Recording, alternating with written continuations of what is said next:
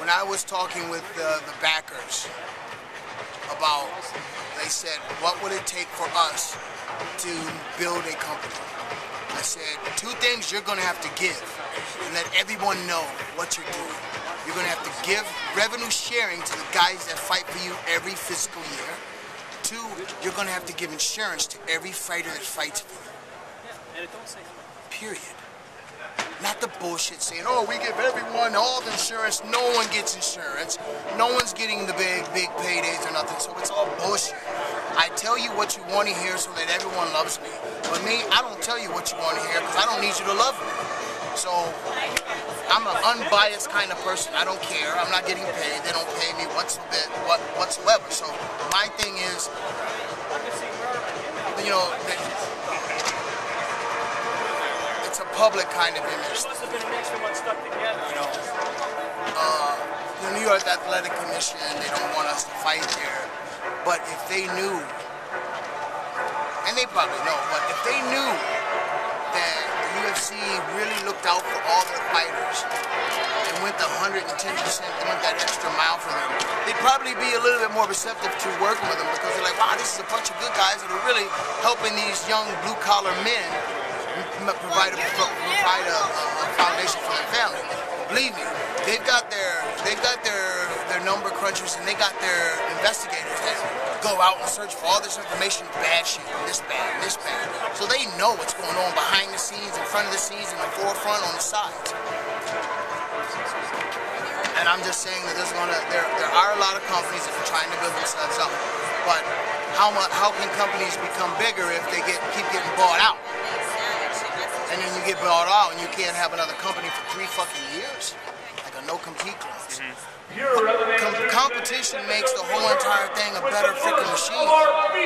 That's why Pride was, you had all the baddest bangers over there, and the rules were different. They bought it, and instead of even trying to make it, they shut the shit down right away. That was the initial instinct. Everybody's like, oh, they finally bought Pride. Like you said, within a year it was gone. I was sitting at a fight with my wife and some attorney. And he was sitting there going, yeah, we're going to come over, we're going to run this, this, and this. He looked around the stadium, there was like 80-some thousand people in the stadium. Wow.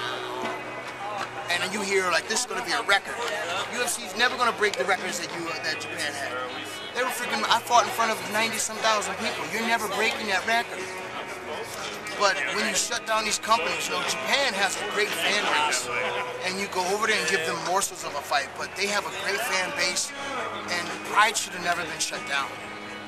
You know, you could have been crossed. You could have been bringing the Pride champion over, fighting him against an American. That's what everybody's dreaming about back in the day, all the fans, that's all you talk about. Well, you know what? There are a lot of guys. You know, I took a year off. I haven't lifted a weight Are you serious? In a year. That's ridiculous. Man, I've been raising my newborn baby. He's 11 months. Birthday's coming up in a couple weeks. And I've had a chance to sit back and see the disgust of what's going on, you know? There's so many great fighters. Somebody out there, I don't even need backers. Because the guys that I work with, they got big money. They got that stupid fucking money. And they want to be the best. They said, if we start, they said, what do we got to do? I said, you got to be willing. You got to be willing to eat the bullet for 3 years. You might not make money or nothing, but I've got contacts from all over the world, and I'll get fighters from Japan, China, Russia. I'll take guys from everywhere of the corner of the earth and give them fights. Because it's not, this sport is, you know, it's not a rich man's sport. It's just rich men that own the sport. It's a blue-collar man's sport. And blue-collar men should have more say in what goes on. Now, granted, you guys saved us, gave us a lifeline. Now there's more fights and stuff going on, but you ain't Michael Vick and we ain't fucking dogs. That's the only analogy I can make. And I'm sure I'm going to get a lot of people to there's going to be a lot of people that's going to be upset with me about saying that. But I'm sorry. You know, it's bad enough that we go, I get paid to train. I fight for free. That's how it is. And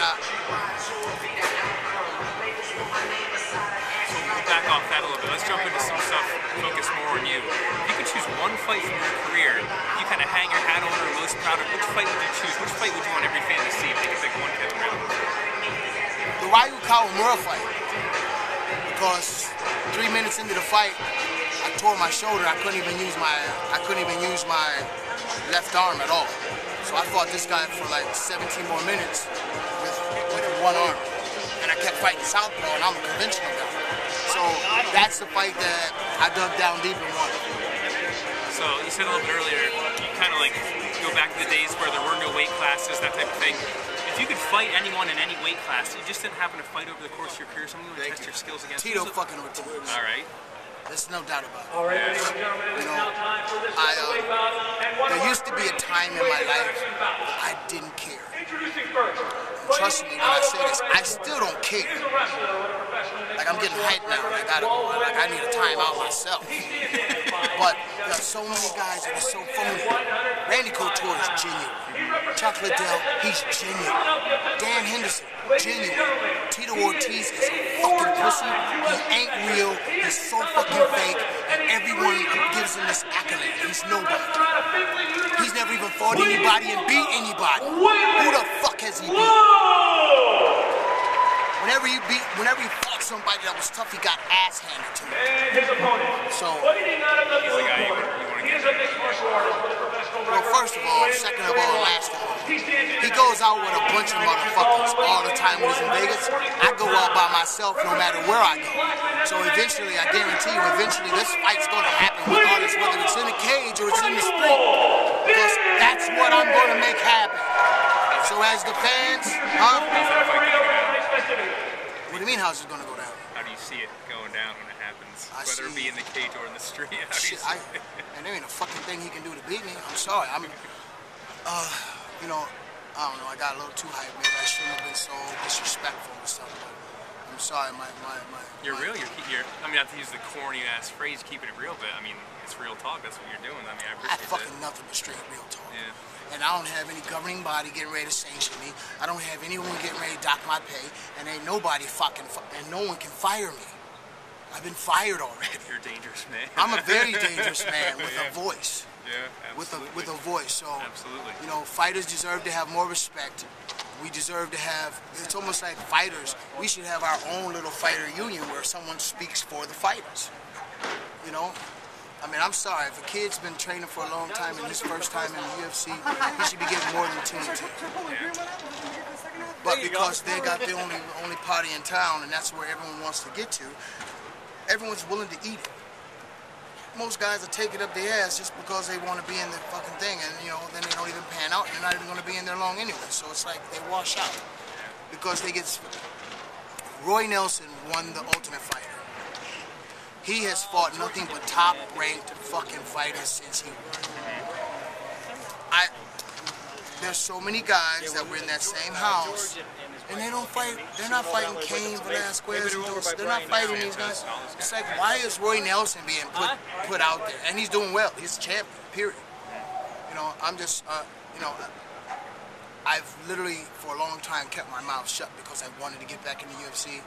Now I don't care about getting back in the UFC because we're getting ready to start our own fucking, you know, our own little company.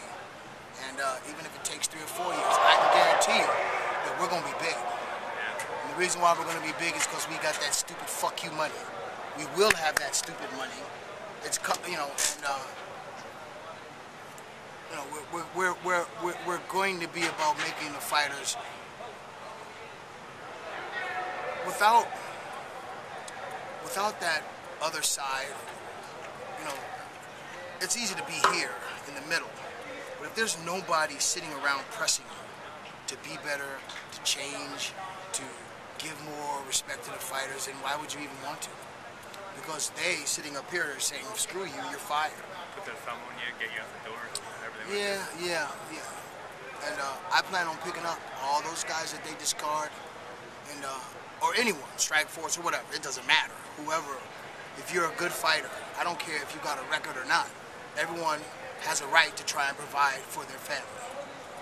And if you And if you don't pick someone up because they did something stupid when they were younger, you're not letting them fight because you don't think they're going to listen to you. You're going to fire someone because they don't speak the way you want them to speak. Hello, my name is Kevin, and I would love so much to be part of your organization. No, I want guys that Floyd Mayweather ain't going to listen to nobody say shit to him. Screw you, I'm the best, this is who I am. They put their arms around the guys, you're gonna be the face of our company. But as soon as you do something wrong, it's like, we gotta distance ourselves from you. The good, the bad, and the ugly. You sign a guy to a contract, it's a marriage. And until that contract's up, there's no reason to try and get a divorce, and if you get in trouble in the streets, if you get in trouble, you get a DUI, so what? How many guys get DUIs? A DUI is not a felony. DUI is, it can be, I'm not at all saying DUIs are okay. But I'm saying everyone makes stupid mistakes. And it's like, okay, this guy got a DUI, we're gonna get rid of him. But this guy gets a DUI, you're okay, we're just gonna get you some help. This guy's got a little drug problem, you're a good fighter and you got a good fan base. We're gonna let you stay, but we gotta make an example of somebody. So the next guy that gets in trouble, shoot. Well, we're not gonna make an example of you. The next guy, we're gonna get, it's like bullshit. It's like, and where's the commitment to a consistency? So speaking of hypothetical fights, we talked about Tito Ortiz a bit. It's never gonna happen. But is there someone outside the world of MMA that you would just like to meet in the street? Any celebrity that just annoys you? Any name you want to throw out there? Anybody fantasy-wise that you would just love to lay a beating on? Oh man, anybody that wants to talk shit about me, I'm cool with that. I'm not that guy. I'm a very nice guy now, especially since the last 11 months I spent looking at my son being a baby, goo goo gaga. But every day, especially the last 3 months, I'm so sick of so many phony things, and I'm a news buff. I'm a geek kind of. I'm a computer geek, and I do all. I'm always looking at this and this. There's a lot of guys out there I'd like to get a hold of, but there's not anyone. There's not one person. Like people say, well, I'm fearless. It's not that I'm fearless, because there's a lot of things I fear, but a man is definitely not one of them. I fear someone attacking my family. I fear someone hurting my friends. I don't fear pain myself, because I've been through it. Besides, I got great doctors. So I've gone through this serious come back full circle kind of thing, When I was a baby, pain was ouch. Now it's like I get cut or clipped and break a bone. I'm like, I'm not even crying or nothing. I'm like, I gotta go to the doctor. I'm like, why? My bone is sticking out here. Let's go. And they're like, dude, how in the world is that? I'm like, just go. I don't know. There's no one out there that I want to fight. Other than Tito. And that's just because that goes way back. That goes back to the beginning of the UFC when nobody knew anything about it. But for all the new fans out there, you guys need to really respect this game to the point. Just because you're a lazy fuck and don't know anything about it, just because you've never been punched in your face and you don't know what running is, you don't know what conditioning is, doesn't mean that you got a right. You got a right to open your mouth and try and critique someone like me or Rumble Johnson or anyone that fights, because we do it. You guys live vicariously through people like us. So, and I got people out there. I'm gonna get a lot of flack for this, but like I care. So we'll jump into something else. Who are the people that inspire you most personally, professionally? Are there some people you kind of hold dear that you draw inspiration from? Kind of people you can throw out there? When I was younger, I never had an idol. Yeah. Even when I was in high school, I didn't have any idols. I got into college. My first idol was Mark Coleman. Yeah. And ever since then, I look at guys and I respect how they carry themselves. I respect how they held into their family. And, there's a lot of guys out there that when they get there's a lot of people out there that when they're not around their friends and family are straight assholes. There's a lot of guys out there that when they're not around their wife and family, they fucking chase skirts or do all this. Me, I'm straight up front all the time. This is what I do. Period. This is who I am. I don't sneak into movies. You know, yeah. So speaking of Mark being, an inspiration and an idol to you, can you talk about what it was like to work so closely with him and build what you guys built, being able to work that close to someone that you It's like a kind of fucking hold in high marriage. regard? It was like a marriage, dude. It was crazy. It was confrontational. It was beautiful. It was great. It was awesome. And sometimes it was just stressful, straining, draining. MMA, it's hard. I have a lot of friends, that fight. And I didn't know what I was going to do after I was done fighting, so I went through a bad period. I went through a real dark period for myself. And Mark's the one that got me out of it. People go, Junior say I was a coward for doing what he did, and I'm like, if a guy, if you're not an athlete, if you're not an athlete, or if you're not driven, if you're not a warrior at what you do and love, take away what you love and see how you handle it. You can have billions of dollars and still be alone in a room, crowded room. And we don't know what goes through people's minds, I've been hit in the head so many times. I don't know what's going to happen in 10 years from now. I was just going to ask you that, actually, if you saw that kind of the NFL scenario, the scenario that we're going through now, if you see that becoming a problem in MMA down the road. At least this is going to be a huge problem. Yeah. You see this guy get kicked in his head out here? I mean, one kick can end your life. Yeah. And you don't know today, but tomorrow you might wake up with an aneurysm and wake up in Valhalla. You don't know. So I think that's all I have. I didn't mean to take up half an hour of your time. Is there anything you want to say before we sign off? Anything you want to throw out there? MMA is the best, the largest growing sport in the world right now. Thanks to guys like Dana White, the Fertitta brothers, Scott Coker, Brian from Pure MMA. Bjorn Rebney, all those guys. Bjorn Rebney, all of them. Titan, Bellator. Thank you guys for helping guys like me know that we have a future and that we can be something. And even if it's just to my son, and my son says, wow, Dad, that was you. And my son looks up to me and says, wow, I want to be like you. I'm thanking you for that. But as far as the fight game goes, fans, do your homework, your due diligence, know what you're watching.